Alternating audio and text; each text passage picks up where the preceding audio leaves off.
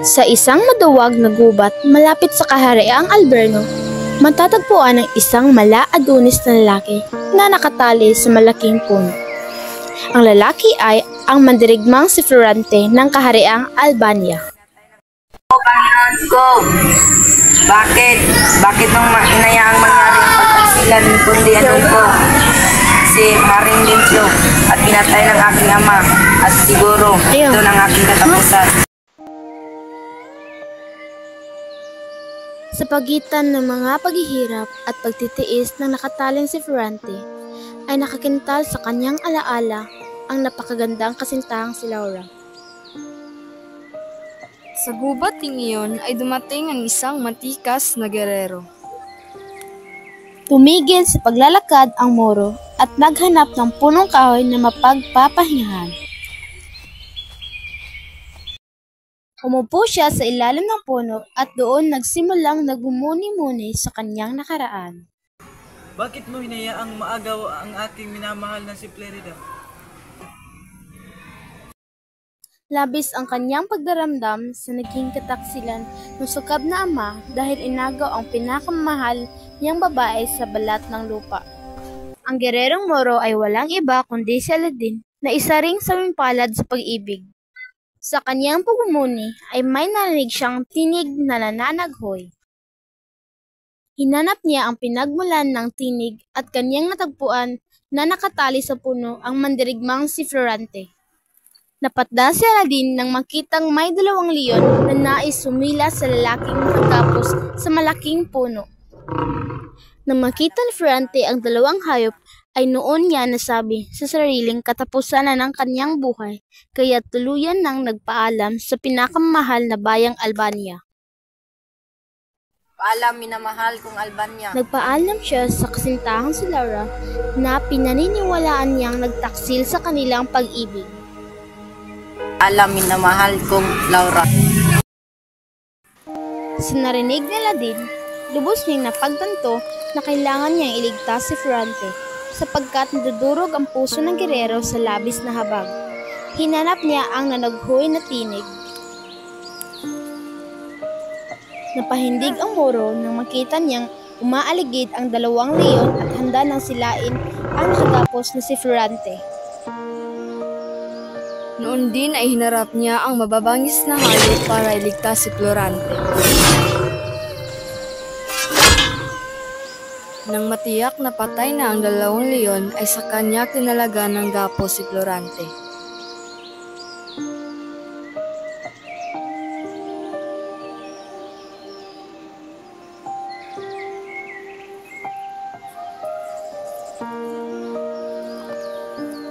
Inilalayan niya ang nanlulupaypay na si Florante at dinala sa isang ligtas na lugar.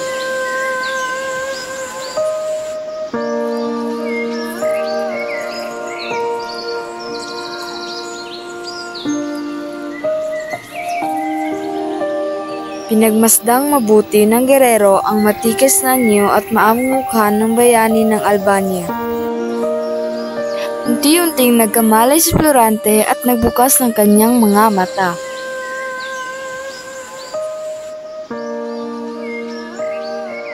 Hinanap niya ang kasintahan sa gitna ng kahabag-habag na kalagayan.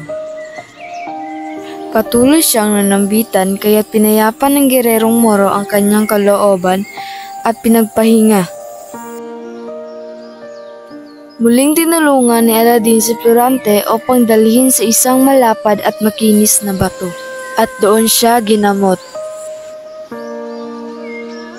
Sa kabila ng maraming pag-aalangan ay napatuloy ang Moro na kukupin at alagaan si Florante.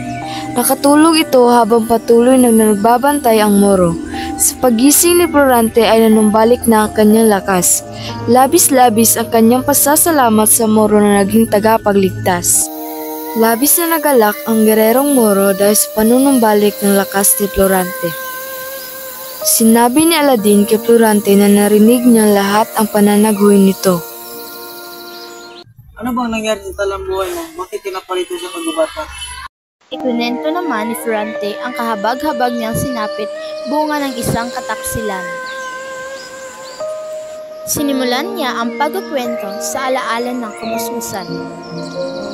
Siya ay hinilang na anak ni Doc Prisceo mula sa bayan ng Albania. Ang kanyang ina ay si Prinsesa Floresca na nagmula naman sa bayan ng Crotona. Naikwento niya rin nung sanggol pa lamang siya nang unang manganib ang kanyang buhay sa isang dambuhalang buwetre. Noong bata pa ako, unang panganib ng aking buhay dahil sa dambuhalang buwetre.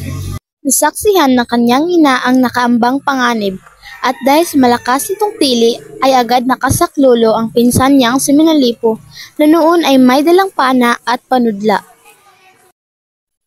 Isang araw naman, habang siya ay nasa gitna ng salas, isang alko ang sumilat sa kanyang suot na kwintas na may palawit na kupidong diamante. At nang sumapit na siya sa edad ng 9 na taon, nakagiliwan naman niyang magpunta ng burol para mamana at manghuli ng hayop. Sa batis naman ay nawiwili siyang pakinggan ang lagaslas ng tubig na tilang may mga nayadas na umaawit. Nauulinigan niya ang tagintin ng lirang katono ng awit. Ikinwento ni Ferrante kay Aladdin ang kanyang masayang paglaki at kabataan sa piling ng inang kalikasan. Ikwinento niya rin ang pag-aaral niya sa Atenas. Siya ay pinadala ni Duke Prisceo sa Atenas para doon mag-aral. Kumuha ang kanyang ina dahil sa kanilang paghihiwalay at labis din iyong ipinagdamdam ni Ferrante. Dumating siya sa Atenas ng maayos.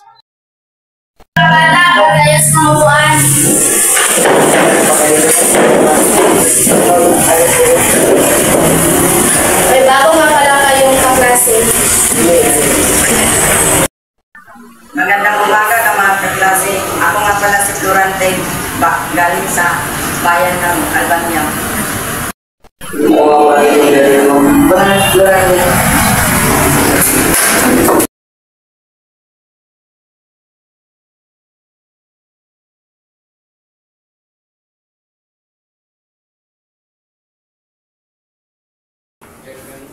Ito nga pala yung pumili kayo ng dalawang leader. Siguro, pwede bang si Florante at kundi Adolfo? Sige. Florante at Adolfo, pangunahan niyo ang pagsasadula. Sige. Simulan ang pagsasadula.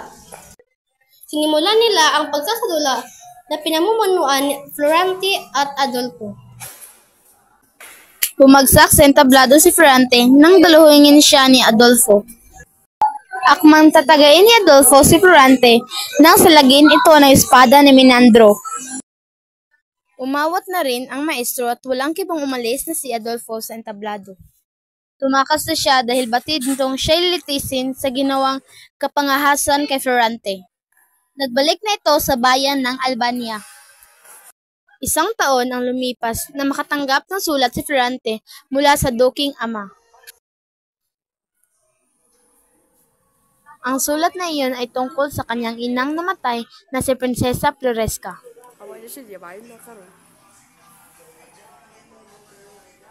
Pinanawan siya ng ulirat sa unang pagkatalo sa nangyari. Halos araw-araw siyang lumuluha dahil sa pangungulila sa pumanaw na ina. 2 buwan siyang nanangis hanggang sa dumating ang ikalawang liham mula sa ama at ipinasusundo na siya upang ibalik sa bayan ng Albania. At doon ay nagpaalam siya sa kanyang gurong si Antenor. Magpapaalam lang po sana ako. Uuwi ako sa aming bayan ng Albania dahil pumanaw ang aking ina. Karamay ako. Menandro. Ipinasama na rin ni Antenor si Menandro kay Florante sa pagbabalik sa Albania.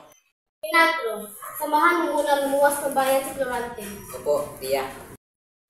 Pinagbilinan naman siya ng maestro na mag-ingat kay Adolfo sapagkat tiyak na ito'y nagbabadya ng paghihiganti. Florante, mag-ingat ka kay Adolfo at makagantihan ka nun. Opo, guro. At tuluyan na ngang umalis si Florante at Menandro sa Atenas.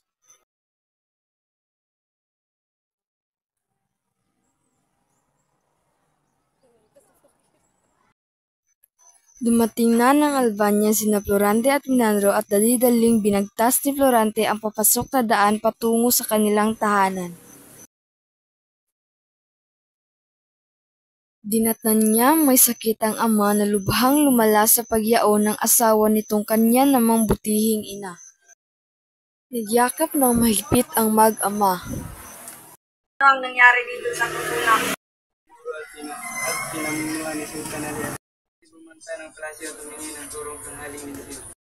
Nasa gitna ng panganib ang bayang pinagmula ng kanyang inang si Prinsesa Floresca, ang bayang Crotona. Sinasalakay sila ng hukbong pinangunguan ni General Osmalik.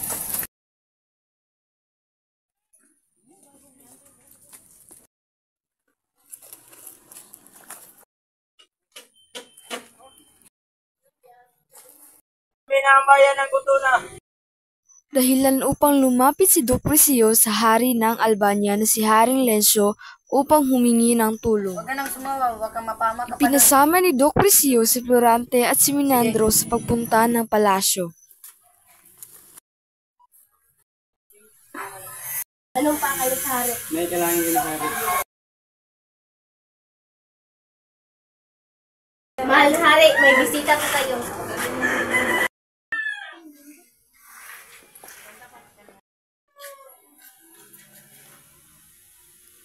Agad ipinakilala ni Duque ang kanyang buning anak. Sa aming kaharian. Hihingi po sana kami ng tulong dahil sinalakay ang aming kaharian. At sinabi pa ng hari na sa kanyang panaginip, ang makisig na lalaki kanyang napangarap bilang tagapagmana ng kanyang setro't reino. Dahil minsan ko rin napanaginipan na mayroong isang makisig na lalaki na namuno sa amin. Noon din ay ginawang general ng hukbo si Florante na sasaklolo sa bayan ng Crotona na kinubkob ng Moro. Ka ba maging general ng isang hukbo? Tinanggap ni Florante ang malaking hamon ng hari na siya'y gawing general ng hukbo. Mo na maging general ng isang hukbo. Sa gitna ng pakikipagtalamitan ni Florante sa hari ay nakita ni Florante ang isang dilag na diyosa at may malabinos na kagandahan.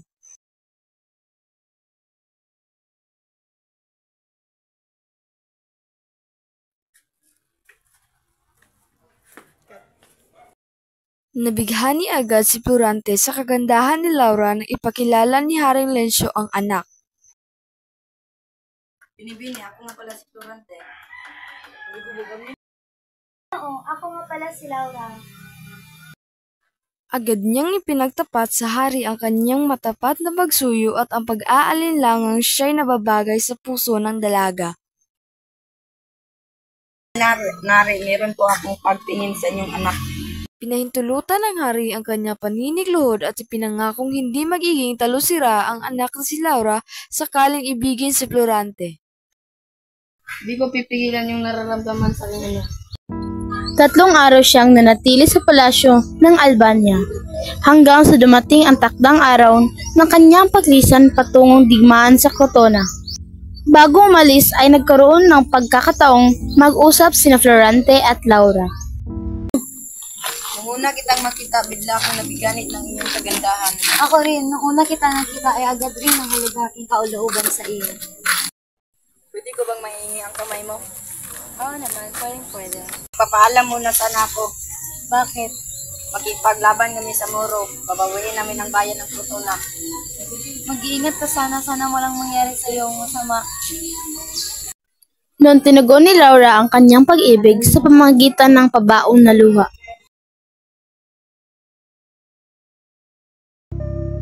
Labis na nanlumo si Florante sapagkat iiwan niya si Laura lumuluha para tumungo sa digmaan. Ngunit ang babaong luha ni Laura ang higit na patapang sa kanya. Dumating sila sa Crotona at nakipagdigma. Para sa Crotona! Para sa Crotona!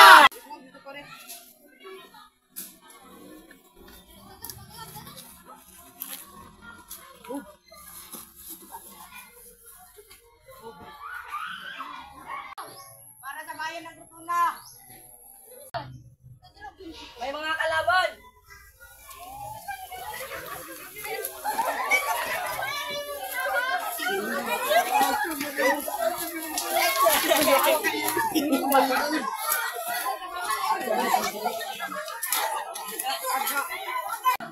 Nilusob ng hukbo ni Florante at Menandro ang mga kuta ng kalaban.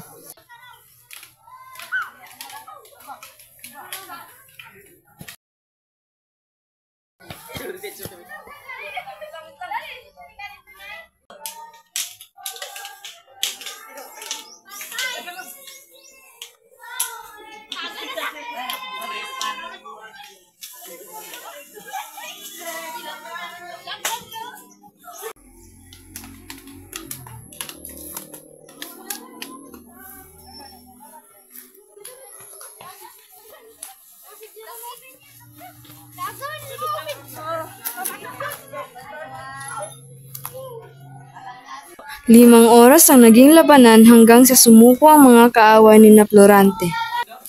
Sinimula na nilang tugisin ang mga tumatakas na kaaway at agawin ang mga itinayong kampo. 5 buwan na nanatili ang hukbo ni Florante sa Crotona upang tiyakin na hindi na ito sasalakayin ng hukbo ng mga Moro. Pasya na siyang magbalik ng Albania upang muling makita ang kasintahang si Laura. Ngunit sa kanilang pagdating ng Albania, nakita niya ang nakawagayway na pandila ng mga Moro sapagkat lumulusob na ang mga ito. Nakita ni Florante ang isang babae na binihag at iginapos ng mga Moro. Laking pangamba niya na si Laura ang bihag na pupugutan ng ulo. Hindi nag-aksaya ng panahon si Florante at nilusob niya ang mga Morong kaaway para puksain.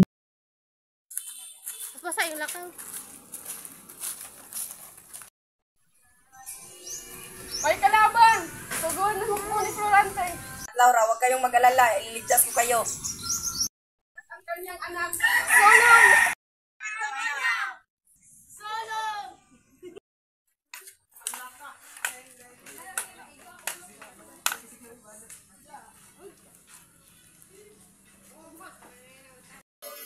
Matinding pagkatuwa ang naramdaman ng hari dahil sa ginawang pagligtas ng hukbo ni Florante sa kahariang Albania. Salamat dahil ligtas ka. Kaya't naghanda ng pagdiriwang ang hari dahil sa tagumpay ni Florante. Boss, ako nagpapasalamat kay Florante dahil niligtas niya ang Albania. Dapat ipagdiriwang natin ito. Salamat, walang anuman yon. Habang nagdiriwang sila, 10 ng mga maharlik at kamahalan ay lihim namang nanibugho si Conde Adolfo dahil sa tinamong tagumpay at kapurihan ni Florante.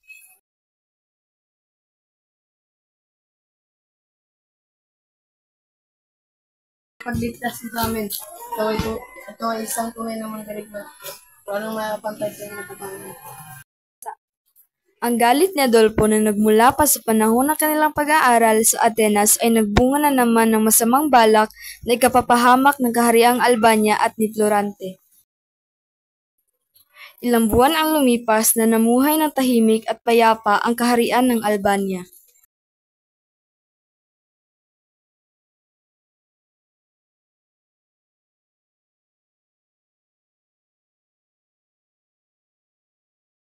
Subalit muling nagbanta ng digmaan ang hukbo ng mga Turkong mga ngangkam nang manalakay sila sa mga bayan-bayan.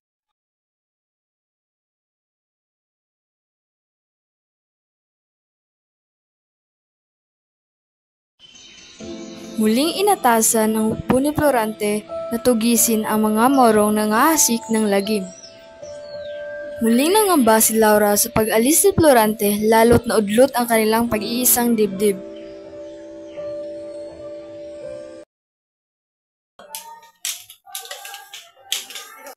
Nasupil ni Florante ang hukbo ni Miramulin, subalit nagbabanta na naman ang panganib ng hukbo ng mga Turko para salakayin ang Albania.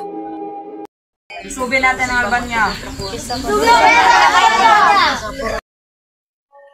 Sunod-sunod na nagtagumpay sa digmaan ng tinamo ng hukbo ni Florante at Menandro.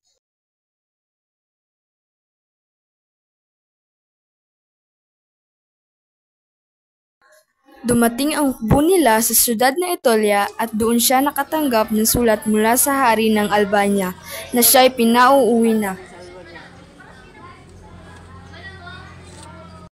Iniwan ni Florante ang hukbo sa pamumuno ni Menandro at mag-isang naglakbay pabalik ng Albania. Iwanan ko muna sa iyo ang hukbo. Ako lang pumunta sa Albania. Hindi pinuno. Mag-isa siyang naglakbay patungong Albania.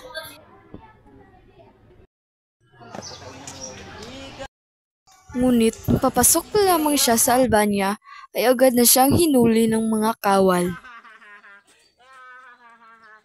Dinala siya sa karsel at doon siya ibinalanggo.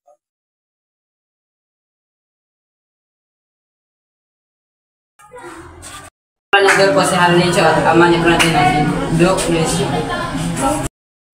Hindi makapaniwala si Florante nang matuklasang pinatay ni Adolfo si Haring Lencio at pati na rin ang kanyang amang si Duke Brescio. 18 araw siyang ibinilanggo at pinarusahan. Minabuti pa ni Florante na siya'y mamatay na lamang subalit higit na napapahirap nais ipadana sa kanya ni Adolfo. At nung umaga ay nagising siyang nakagapos sa isang malaking puno sa gitna ng madawag na gubat. Nanaghoy at nanambitan ng mapait na sinapit ng kanyang buhay, ang paglililo ni Laura at ang kataksilan at pag-iimbot ni Adolfo na naghasik ng lagim sa kahariang Albania.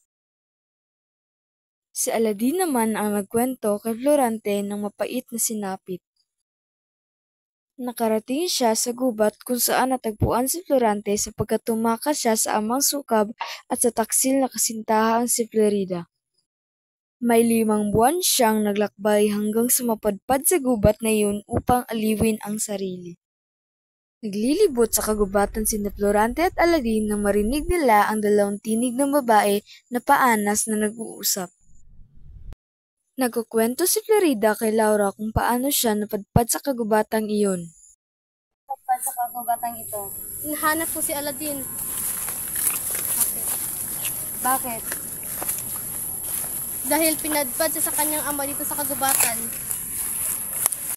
Nakiusap si Florida kay Sultan Aliadab na huwag pugutan ng ulo ang kasintahang si Aladin. Pumayag ang Sultan kapalit sa pagpapayag ni Florida na maging asawa nito. Walang nagawa si Florida kung hindi sumang-ayon sa utos ng hari para makaligtas si Aladin. Itinakda ang araw ng kasal ni Sultan Aliadab at Florida kasabay ng paggayak sa buong palasyo. Hindi maatin ni Florida ang gawaing pagpapakasal sa ama ng lalaking inibig kaya't nagpasya siyang takasan ito. Tumakas si Florida sa pamamagitan ng bintana ng palasyo. Nagkubli siya sa dilim na suot ang damit mandirigma upang siya hindi mapansin ni Numan. Mula nang siya'y makatakas kay Sultan Aliadab ay hinanap niya si Aladin. Kung saang-saang puok na siya napadpad, kung ilang gubat na ang kanyang napuntahan hanggang sa makarating siya sa kagubatang iyon at nasaksiyang pinagtangkang halayin ng isang lalaking sukab si Laura. Hindi nagdalawang isip si Florida na iligtas si Laura sa kamay ng buhong na si Adolfo. Natigilan sa pagsasalita si Florida nang makita ang pagdating ni Florante at Aladin.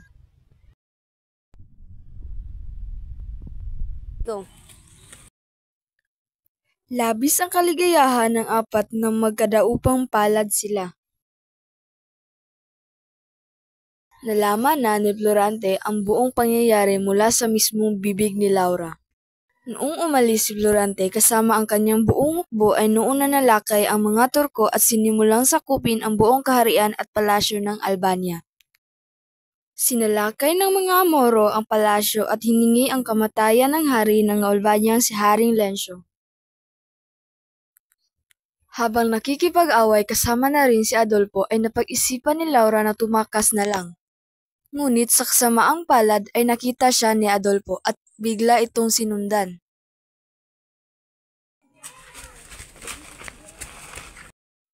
Pagdating sa gubat ay doon pinagtangkang halayin ni Adolfo si Laura.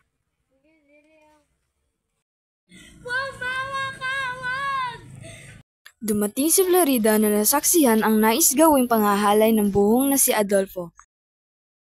Hindi nagdalawang isip si Florida na iligtas si Laura sa kapahamakan sa pamamagitan ng pagtudla ng palaso. Tinamaan ng palaso sa dibdib si Adolfo na siyang naging sanhi ng kamatayan nito. Natapos ang pag-uusap ng apat nang dumating si Menander sa gubat kasama ang kanyang hukbo. Nagsigawan sa tuwa ang buong kaharian sapagkat dumating na ang kanilang tunay na hari at reyna. Matapos may kasal ang apat ay nagbalik na sina Aladdin at Florida sa Persia. Nagbigay pugay naman ang mga tao sa Albania sa kanilang bagong hari at reyna. At ganon din sa bayan ng Persia.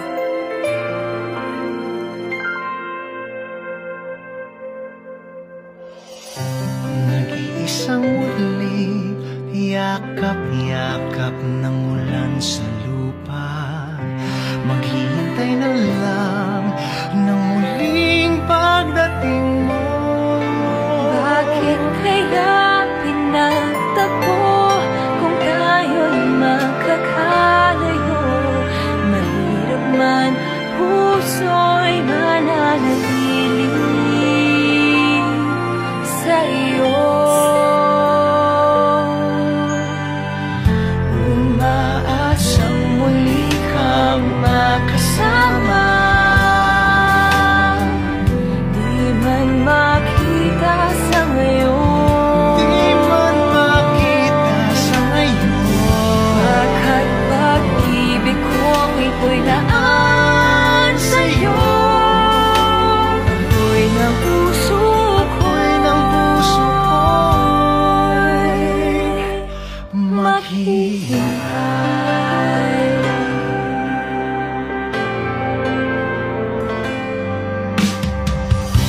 Sa bawat sandali, luha'y napapawala.